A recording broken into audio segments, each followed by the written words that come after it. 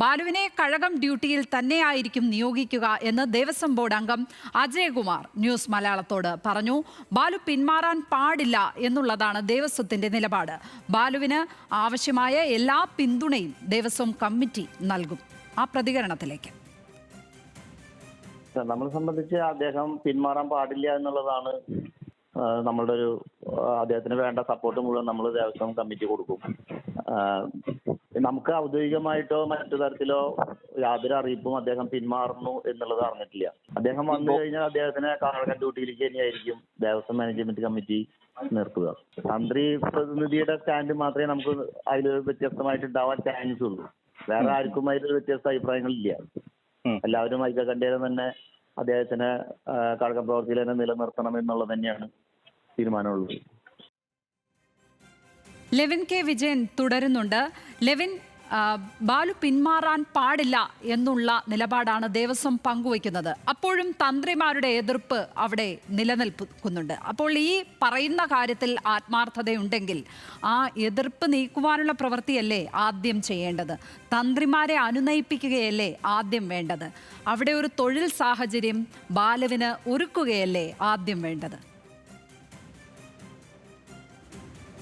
തീർച്ചയായും ലക്ഷ്മി, അത് അങ്ങനെ തന്നെയാണ്. നിയമപരമായും ഭരണഘടനാപരമായും ഒക്കെ നോക്കുമ്പോൾ ചെയ്യേണ്ട നടപടികൾ. പക്ഷേ അതങ്ങനെയല്ല സംഭവിക്കുന്നത് എന്നുള്ളതാണ് ബോർഡ് അംഗങ്ങളുടെ, പ്രത്യേകിച്ച് ചെയർമാൻ്റെയും ബോർഡ് അംഗത്തിൻ്റെയും പ്രതികരണങ്ങളിൽ നമുക്ക് വ്യക്തമാകുന്നത്. ബോർഡ് അംഗം CK മാണി നമ്മളോട് നടത്തിയ പ്രതികരണത്തിൽ അദ്ദേഹം പറയുന്നത് ബാലുവിനെ കഴകക്കാരനായി തന്നെയാണ് നിയോഗിച്ചിരിക്കുന്നത്. അതുകൊണ്ട് തന്നെ സ്വന്തം ഇഷ്ടപ്രകാരം അദ്ദേഹത്തിന് ജോലിയിൽ നിന്ന് മാറണമെന്നുണ്ടെങ്കിൽ അത് സർക്കാരിനെ അറിയിക്കും.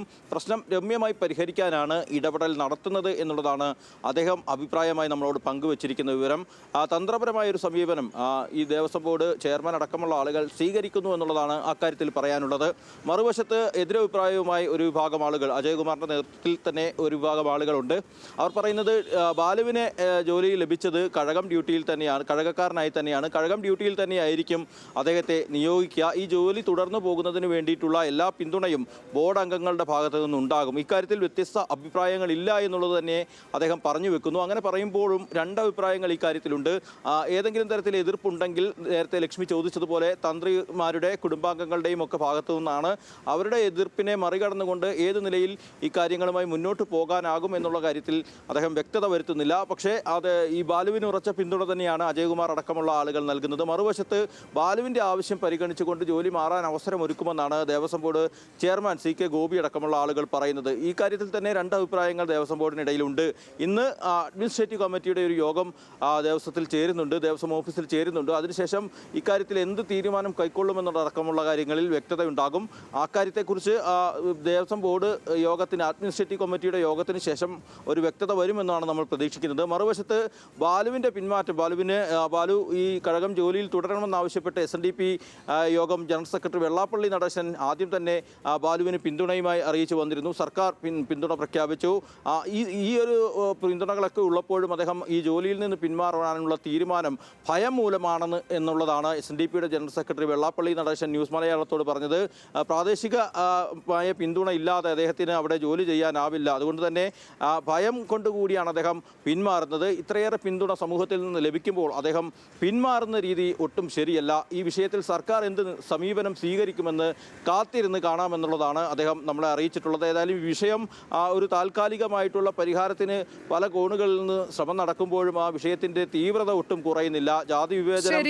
ലെവിൻ, ഏതായാലും ബാലുവിന് അവിടെ സുരക്ഷിതമായ, സന്തോഷകരമായ, സമാധാനപരമായ ഒരു തൊഴിൽ സാഹചര്യം ഒരുക്കി കൊടുക്കുകയാണ് വേണ്ടത് എന്നുള്ളതാണ് ഈ ഘട്ടത്തിൽ പറയാനുള്ളത്. അതിനുവേണ്ടിയുള്ള ഇടപെടലാണ് ദേവസ്വം ബോർഡിന്റെ ഭാഗത്ത് നിന്ന് ഉണ്ടാകേണ്ടത്. അതിന് ഒരുപക്ഷെ തന്ത്രിമാരെ വിളിച്ചിരുത്തി ചർച്ചയൊക്കെ വേണ്ടിവരും. ഇപ്പോൾ ആ ചെറുപ്പക്കാരൻ അങ്ങനെ പറ്റില്ല എന്ന് പറയുന്നത് ഒരുപക്ഷെ ഭയം മൂലമാകാം.